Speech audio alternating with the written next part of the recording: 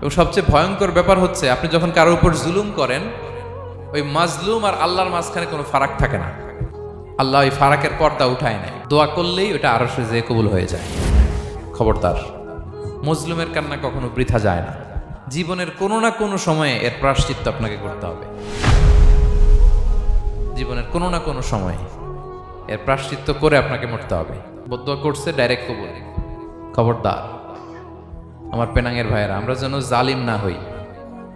In it's any form, operation in it's any form, যেই কোনো ভাবে, যেই কোনো ক্ষেত্রে, যেই কোনো ধরনের হইতে পারে জুলুম। কাউকে আপনি ছোট্ট কোনো কাজে ঠকালেন, বন্টন নীতিতে ঠকালেন, হ্যাঁ, জমি মেরে দিয়ে ঠকালেন, আমানত মেরে দিয়ে ঠকালেন, ইন ইটস এনি ফর্ম যদি জুলুম করে থাকেন, খবরদার, মজলুমের কান্না কখনো বৃথা যায় না।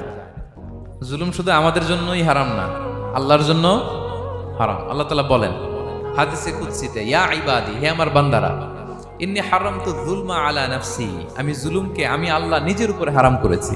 ওয়া জাআলতুহু বাইনাকুম মুহাররামা, এবং এই জুলুমকে তোমাদের উপর হারাম করেছি। ফালা তাযালামু, তোমরা একে অপরের উপর জুলুম করো না। জুলুম শুধু আমাদের উপরই হারাম না, আল্লাহ নিজের উপরও হারাম করেছেন। তাহলে জুলুমের সাথে কি মুমিনের কোনো সম্পর্ক থাকতে পারে?